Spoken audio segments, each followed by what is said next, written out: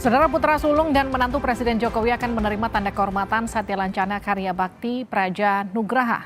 Penghargaan akan diberikan pada puncak peringatan Hari Otonomi Daerah di Surabaya, Jawa Timur.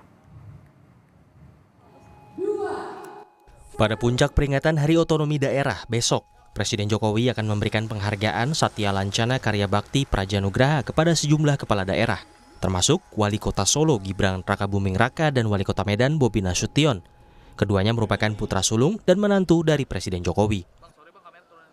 Ada Bukoviva dapat gubernur, ada Medan, ada Bojonegoro, ada Surakarta, Solo, ada lagi Banyuwangi.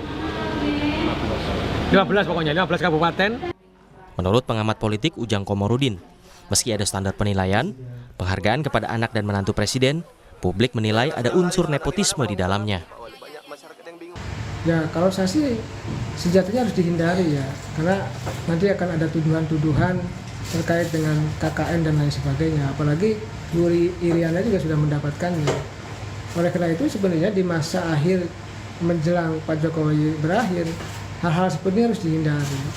Ya, walaupun memang bisa jadi ada ukuran-ukuran standar-standar terkait dengan pemberian gelar tersebut. Tetapi kalau gelar itu diberikan kepada anaknya, kepada menantunya, gitu ya, kepada keluarganya, itu kan menjadi problem, menjadi persoalan, menjadi pertanyaan publik. Oleh karena itu sebenarnya ya saya melihatnya kurang cocok, kurang pas ya kalau diberikan kepada anaknya ataupun menantunya. Satya Lancana Karya Bakti Praja Nugraha merupakan penghargaan untuk kepala daerah dalam menyelenggarakan pemerintahan. Gibran beserta 14 kepala daerah lainnya mendapat tanda kehormatan atas penyelenggaraan pemerintah daerah tahun 2022. Tahun ini ada 15 kepala daerah yang akan menerima tanda Satya Lancana Karya Bakti Praja Nugraha. Rinciannya 1 gubernur, 6 wali kota, dan 8 bupati. Di antaranya Gubernur Jawa Timur periode 2019-2024 Kofifa Indar Parawansa, mantan wali kota Bogor Bima Arya, lalu ada wali kota Solo Gibran Rakabuming Raka, dan ipar Gibran yang merupakan wali kota Medan Bobi Nasution. Tim Liputan Kompas TV. Saudara, ada 2 nama di antara penerima tanda Satya Lancana dari Presiden. Ada anak, ada juga menantu Jokowi. Tepatkah pemberian tanda kehormatan ini? Kita akan bahas bersama Arman Suparman, Direktur Eksekutif Komite Pemantauan Pelaksanaan Otonomi Daerah atau KPPOD. Selamat malam Pak Suparman. Selamat malam Pak Livi. Jadi ada nama anak dan juga menantu Pak Jokowi yang juga dapat tanda kehormatan. Menurut Anda sudah tepatkah ini?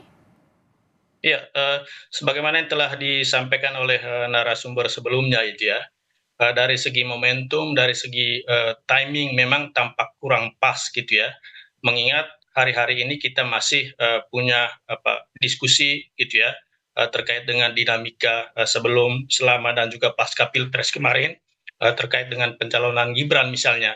Dan hari ini kita dikejutkan lagi oleh pemberitaan terkait dengan rencana pemberian tanda kehormatan Satya Lancana Karya Bakti Purna Nugraha ini kepada 15 kepala daerah gitu ya.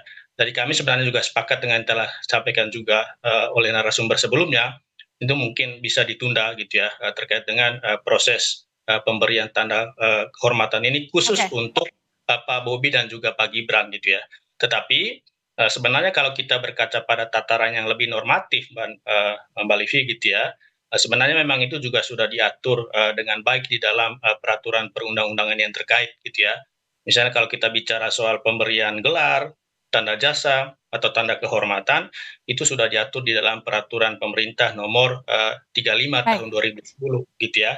Atau kalau bicara terkait dengan Satya Lancana Karya Bakti Purna Nugraha itu sendiri, di dalam peraturan pemerintah nomor 13 tahun 2019 terkait dengan laporan dan evaluasi penyelenggaraan pemerintahan daerah, atau di dalam peraturan yang lebih teknis misalnya Mbak Livi di dalam Permendagri 18 tahun 2020 itu juga sudah diatur seperti apa tahapan-tahapan dalam melakukan evaluasi penyelenggaraan pemerintahan daerah atau EPPD gitu ya.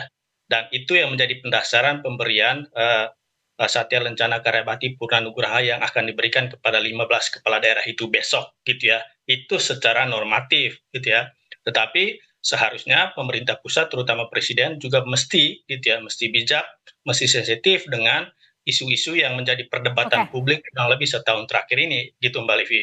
Pak Arman, tapi kan kalau kita harus bisa melihat dari dua sisi. Kalau tadi dari sisi masyarakat mungkin ada tudingan nepotisme, ini adalah anak dan juga menantu presiden yang dapat penghargaan. Tapi gini, kalau dari sisi kriteria untuk mendapatkan penghargaan, dari sisi prestasi, dari sisi lama menjabat atau apapun yang menjadi unsur untuk mendapatkan penghargaan tersebut, menurut Anda sudah memenuhi belum?